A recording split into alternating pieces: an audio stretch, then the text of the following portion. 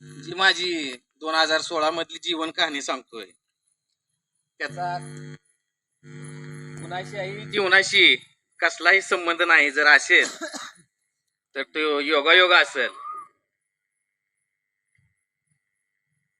7 वर्षापूर्वीची ती गोष्ट आहे. नोव्हेंबर 2016 ची ती रात्र होती. कुठून तरी पैशाची काय मदत होईल म्हणून मी त्या दिवशी सायंकाळी 6 वाजता घराच्या बाहेर पडलो.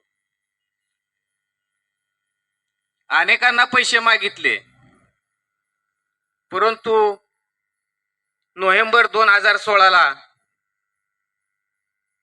पंतप्रधान मोदीजींनी नोटाबंदी केल्यामुळे प्रत्येक जण एकच कारण सांगत होता, जुन्या नोटांचा भरणा केला आहे परंतु नवीन चलन अजून आलेलं नाही, नंतर पैसे देतो असा प्रत्येक जण म्हणत होता. माझं कुटुंब मोठं असल्यामुळे मला खूप पैशाची गरज होती. आई वडील, भाऊ भाऊजाई, बायको, लहान मुलं, भावाची माझी, मला खूप पैशाची गरज होती. मी गरीबच होतो.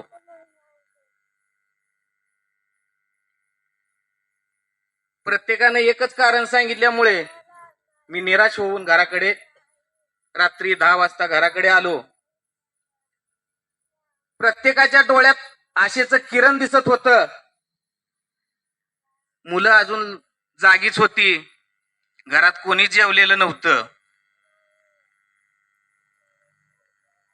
एवढ्यात घराच्या बाहेरून एक मादक असा आवाज आला, अहो दादा लोखंडे, मी घरात येऊ का? असं म्हटल्याबरोबर माझी आई पुढे सरसावली आणि ती घरात आत आली. बघतो तर काय सीन असा की एखादी अभिनेत्री दिसावी तसा तो तिचा रुबाब होता. माझं अख्खं कुटुंब तिच्याकडे खालून वरपर्यंत बघतच राहिलं. माझ्या बायकोला राहावे ना. माझी बायको पुढे सरसावली आणि म्हणाली, तू कोण ग? कशासाठी आले? कुणाकडे आले? एकाच वेळेस बायकोने 2-3 प्रश्न विचारले. ती काही बोलली नाही. तिने 2 हातात 2 आणलेल्या ब्रीफकेस खाली टेकवल्या आणि त्या उघडल्या. बघतो तर काय, त्या दोन्ही सुटकेस 2000च्या नोटांनी आणि दागदागिन्यांनी गच्च भरलेल्या. एखाद्याची जशी घरंदाज श्रीमंती असावी तशी माझी घरंदाज गरिबी होती. एवढ्या नोटा बघून आणि एवढे दागदागिने बघून मी सुद्धा भारावून गेलो होतो.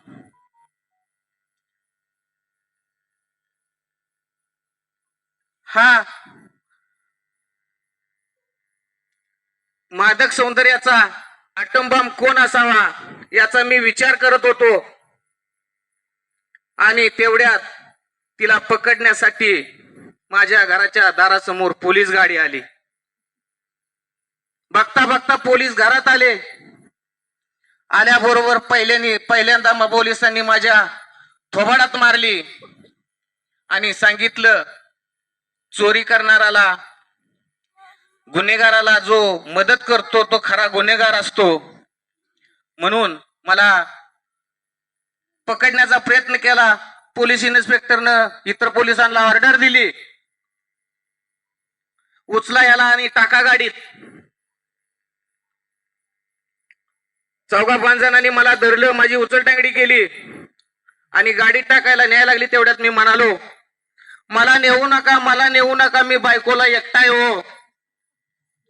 त्यांनी शब्दाचा अर्थाचा अनर्थ केला आणि जसा मला उचलला तसा पुन्हा पायाखाली टाकला आणि कचा कचा कचा तोडवायला चालू केलं. कोण लाथा मारतोय, कोण भुक्क्या मारतोय. मी मात्र हात पाय हलवून स्वतःला वाचवण्याचा प्रयत्न करत होतो. ही जवळून माझी बायको बघत होती. मी प्रयत्न करत होतो, तसं नाही हो, माझ्या एकुलत्या एका मुलीचं लग्न झाल्यानंतर मी बायकोला एकटाच आहे. परंतु ते ऐकण्याच्या मनस्थितीत नव्हते. त्यांनी तुडवायचं चालूच केलं होतं. मी मात्र आपला हातपाय हलवून मला वाचवण्याचा प्रयत्न करत होतो. बायको जवळ बसून बघत होती. बायकोला राहावे ना.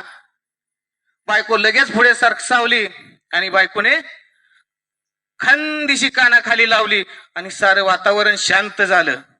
तुम्हाला वाटत असेल तिनं पोलिसांच्या कंटाळीत लावली, तिनं माझ्या कंटाळीत लावली आणि मला हलवून जागा केलं. काय झालं म्हटली, हातुरणात नाचायला. आणि मी मग दचकून जागा झालो. एवढं माझं प्रकरण थांबलं नाही. आजही तिच्या पुढे मला लुडबुड करावं लागतं, नाहीतर ते लगेच म्हणते, कोण होती ती स्वप्नातली सटवी, चांगलं अंतरून गोळा होस्तर नाचत होता.